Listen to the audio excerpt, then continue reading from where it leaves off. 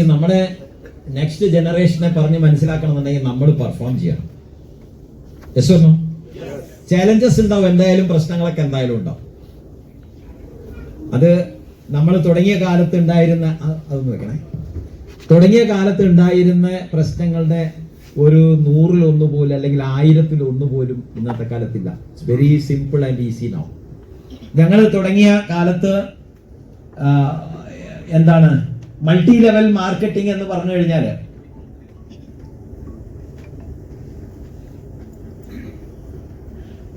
ഒരു ജോലി കഴിഞ്ഞ് ഒരു പഠിത്തം കഴിഞ്ഞ് ആളുകൾ ഏറ്റവും കൂടുതൽ ഓപ്റ്റ് ചെയ്യുക ഒരു ഗവൺമെന്റ് ജോലിയാണ്, അല്ലേ? ഗവൺമെന്റ് ജോലി. കാരണം ഗവൺമെന്റ് ജോലി ആവുമ്പോൾ ഒരു സെക്യൂരിറ്റി ഉണ്ട്. അത് കിട്ടിയില്ലെങ്കിൽ ഒരു പ്രൈവറ്റ് ജോലി, പ്രൈവറ്റ് ജോലിയും കിട്ടിയില്ലെങ്കിൽ ചെറിയ എന്തെങ്കിലും ബിസിനസ്സുകൾ, ചെറിയ എന്തെങ്കിലും ബിസിനസ് തുടങ്ങി പൊട്ടിയാൽ പിന്നെ ചുറ്റുവട്ടം നോക്കി എന്ത് ചെയ്യും? ഒരു പണിയില്ല, എന്നാ പിന്നെ ഒരു മൾട്ടി ലെവൽ മാർക്കറ്റിംഗ് ചെയ്യാം എന്നായിരുന്നു ഞങ്ങൾ തുടങ്ങിയ കാലത്ത് ആളുകളുടെ ആറ്റിറ്റ്യൂഡ്. ഇന്നത്തെ ആറ്റിറ്റ്യൂഡ് എന്താണെന്നറിയാം? ഇന്നത്തെ ആറ്റിറ്റ്യൂഡ് ജോലി രാജിവെച്ച് RCBയിലേക്ക് വരുന്ന ആൾക്കാരെന്നുള്ളത്. പണ്ട് ഒരു ജോലിയും ഇല്ലാത്ത ആൾക്കാർ ചെയ്തിരുന്ന ഒരു പ്രസ്ഥാനത്തിലേക്ക് ഇന്ന് ജോലി രാജിവെച്ച് വിദേശങ്ങളിൽ, അമേരിക്കയിലും മസ്കറ്റിലും പല വിദേശ രാജ്യങ്ങളിലും ഒക്കെ വെൽ സെറ്റിൽഡ് ആയിട്ടുള്ള ആൾക്കാർ ഇന്ന് RCM എന്ന് പറയുന്ന ഈ പ്രസ്ഥാനത്തിലേക്ക് കടന്നു വന്ന് ഇൻവെസ്റ്റ്മെന്റ് ചെയ്ത് ലക്ഷക്കണക്കിന് രൂപ കണ്ണും പൂട്ടി ഇൻവെസ്റ്റ്മെന്റ് ചെയ്ത് ഇന്ന് RCMന്റെ പാർട്ടാവുന്നുണ്ട്. ഉണ്ടോ ഇല്ലയോ? അങ്ങനത്തെ ആൾക്കാരെ ആരെങ്കിലും അറിയോ? നിങ്ങൾക്ക് ആരെങ്കിലും ഉണ്ടോ? ഒരു യെസ് ഒന്നും കൂടെ ഒരു സ്ട്രോങ് ആയിട്ട് ഉണ്ട്. അങ്ങനത്തെ ആൾക്കാര് ഇനിയും കൂടും. ഇനിയും കൂടുതൽ ആൾക്കാരിലേക്ക് ഇതിന്റെ പ്രവർത്തനം വ്യാപിക്കുന്നതോട് കൂടി ഇതിലേക്ക് കടന്നു വരുന്ന ആളുകൾ, വലിയ എഡ്യൂക്കേറ്റഡ് ആയിട്ടുള്ള ആളുകൾ ഇതിലേക്ക് കടന്നു വരും. ഡയറക്ട് സെയിൽസ് അല്ലെങ്കിൽ ഡയറക്ട് സെല്ലിംഗ്. ഡയറക്ട് സെല്ലിംഗ് ഇന്ന് ഗവൺമെന്റ് നമ്മളെ കൂടെ നിൽക്കുകയാണ്. എനിക്ക് തോന്നുന്നത് ഫെബ്രുവരി 19-ാം തീയതി നമ്മുടെ കേരള ചീഫ് മിനിസ്റ്ററിന്റെ നേതൃത്വത്തിൽ വലിയ ഒരു പ്രോഗ്രാം, ഒരു മോണിറ്ററിംഗ് അതോറിറ്റിയുടെ ഫോർമേഷന് വേണ്ടിയിട്ടുള്ള ഒരു പ്രോഗ്രാം തിരുവനന്തപുരത്ത് നടക്കുന്നുണ്ട്.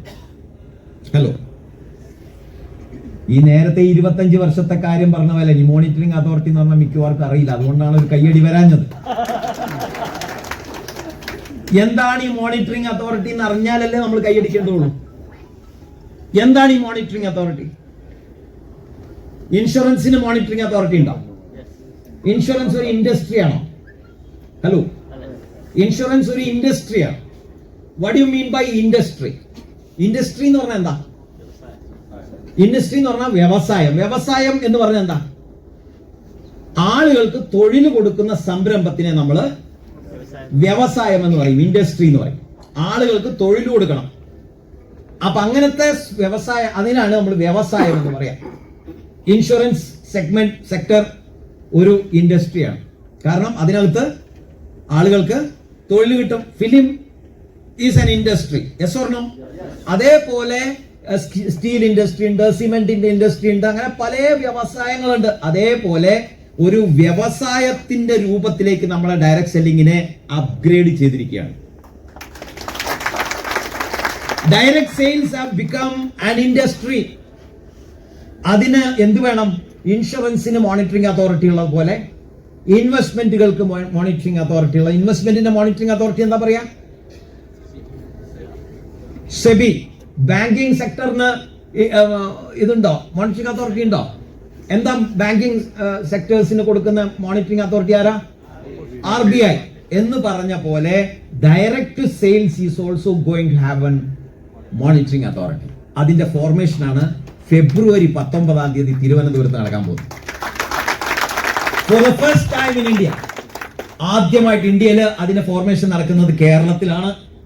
അത് നമ്മുടെ ചീഫ് മിനിസ്റ്ററിന്റെ നേതൃത്വത്തിൽ അതിൽ പങ്കെടുക്കുന്ന പല ആളുകളും നമുക്ക് വിശ്വസിക്കാൻ പറ്റില്ല. അതിനകത്ത് IAS ഓഫീസേഴ്സ് ഉണ്ടാവും, IPS ഓഫീസേഴ്സ് ഉണ്ടാവും, പല വളരെ ഹൈലി എഡ്യൂക്കേറ്റഡ് ആയിട്ടുള്ള ആളുകളൊക്കെയാണ് അന്ന് ആ പ്രോഗ്രാമിൽ വരിക. അതിലേക്ക് വരാൻ സാധിക്കുമെന്നുണ്ടെങ്കിൽ നിങ്ങൾ എല്ലാവരും പങ്കെടുക്കുക. ഡയറക്ട് സെയിൽസിനെ പറ്റി കൂടുതൽ അറിയാനും ഇത് ഏത് ലെവലിലാണ് മുന്നോട്ട് വളർന്നു പോകുന്നതെന്ന് മനസ്സിലാക്കാൻ വേണ്ടിയിട്ട് ആ പ്രോഗ്രാം വളരെ ഹെൽപ്ഫുൾ ആയിരിക്കും.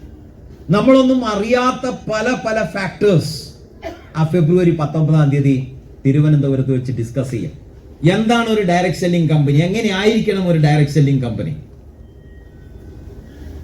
എന്നുള്ളതെല്ലാം അന്ന് അവിടെ വളരെ വ്യക്തമായിട്ട് ലീഗൽ ടേംസിൽ ഡിസ്കസ് ചെയ്യുന്ന ഒരു പ്ലാറ്റ്ഫോം ആയിരിക്കും ഫെബ്രുവരി 19. എത്ര പേര് വരാൻ പ്ലാൻ ചെയ്യുന്നുണ്ട്? ഡയറക്ട് സെല്ലിങ്ങിനെ സീരിയസ് ആയിട്ട് ഏറ്റെടുത്ത് എന്റെ മക്കള് പഠിച്ചാലും പഠിച്ചില്ലെങ്കിലും മക്കളുടെ തൊഴിലിനെ പറ്റി വ്യാകുലത വേണ്ട എന്നുണ്ടെങ്കിൽ ഡയറക്ട് സെല്ലിംഗ് മനസ്സിലാക്കുന്നത് നല്ലതാണ്. വരും കാലങ്ങളിൽ തൊഴിലിന് വലിയ പ്രശ്നങ്ങളിലേക്ക് പോകാൻ പോവാണ്. തൊഴിൽ സാധ്യത വരും കാലങ്ങളിൽ വളരെ കുറയും. മനുഷ്യന്മാര് വേണ്ടാത്ത ലെവലിലേക്കാണ് കാര്യങ്ങൾ കടന്നുപോയിക്കൊണ്ടിരിക്കുന്നത്.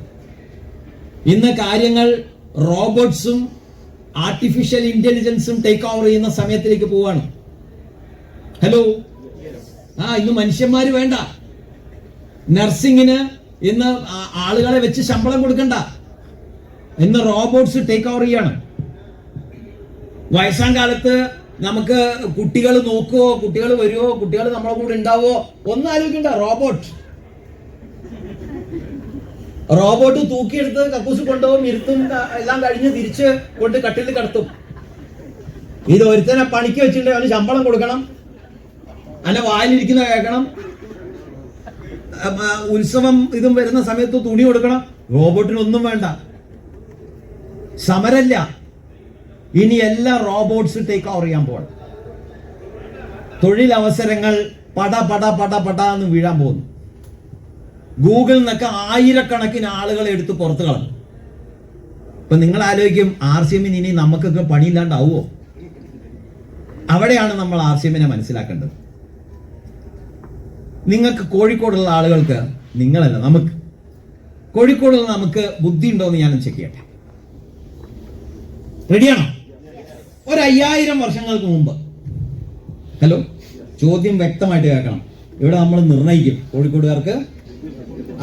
5000 വർഷങ്ങൾക്ക് മുമ്പ് അന്ന് ജീവിച്ചിരുന്ന ആളുകൾ വിശന്നപ്പോൾ എന്തായിരുന്നു ചെയ്തത്?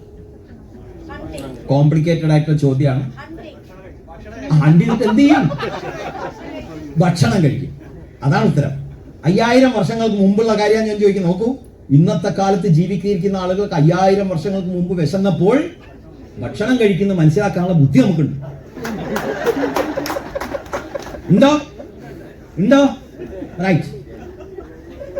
ഇനിയാണ് അടുത്ത ചോദ്യം. ഇവിടെ നമ്മൾ സ്ഥിരീകരിക്കുകയാണ് നമുക്ക് ബുദ്ധി ഉണ്ട്. 5000 വർഷം കൂടി കഴിഞ്ഞാൽ വിശന്നാൽ മനുഷ്യൻ എന്ത് ചെയ്യും? പക്ഷേ അതാണ് RCMിലുള്ളത്. ആണോ അല്ലയോ? അപ്പൊ RCMന് നല്ലൊരു കയ്യടി കൊടുക്കാമോ? ഇനി അടുത്ത ചോദ്യം, ഈ ഭക്ഷണ സാധനങ്ങൾ എവിടെയാ ഉണ്ടാക്കുക? ഉള്ളി, ഉരുളക്കിഴങ്ങ്, പച്ചക്കറികള് എവിടെയാ ഉണ്ടാക്കുക? മണ്ണിൽ. ഇപ്പൊ മണ്ണിലാണ് ഉണ്ടാക്കുക. 5000 വർഷങ്ങൾക്ക് മുമ്പ് എവിടെയായിരിക്കും ഉണ്ടാക്കിയിട്ടുണ്ടാവുക? അന്നും മണ്ണിലായിരുന്നു. ഇനി 5000 വർഷം കഴിഞ്ഞാൽ നമുക്ക് കമ്പ്യൂട്ടറിലോ ലാപ്ടോപ്പിലോ ഒക്കെ ഉണ്ടാക്കിയെടുക്കാൻ പറ്റുമോ? ഒരു റോബോട്ടിനെ വെച്ച് ഉണ്ടാക്കിയെടുക്കാൻ പറ്റുമോ? എവിടെ ചെയ്യേണ്ടി വരും? മണ്ണിൽ തന്നെ ചെയ്യേണ്ടി വരും. അതാണ് നമ്മുടെ പ്രോഡക്റ്റ്. എത്ര വർഷങ്ങൾക്ക് മുൻപോട്ട് ചിന്തിച്ചാലും എത്ര വർഷങ്ങൾ അങ്ങോട്ട് ചിന്തിച്ചാലും വേണ്ട ഉൽപ്പന്നങ്ങളാണ് RCM പ്രൊമോട്ട് ചെയ്യുന്നത്. അതുകൊണ്ട് RCM എന്നും നമ്മുടെ പ്രേം നസീറിനെ പോലെ എവർ ഗ്രീൻ ആയിരിക്കും. ഹലോ, ആണോ? തണുക്കുന്നില്ലേ? നല്ലോണം കൈയടിച്ചോട് ചൂടാവും. റൈറ്റ്. അപ്പൊ ഡയറക്ട് സെയിൽസ് അടുത്ത സെക്ടറിലേക്ക് കടക്കുകയാണ്.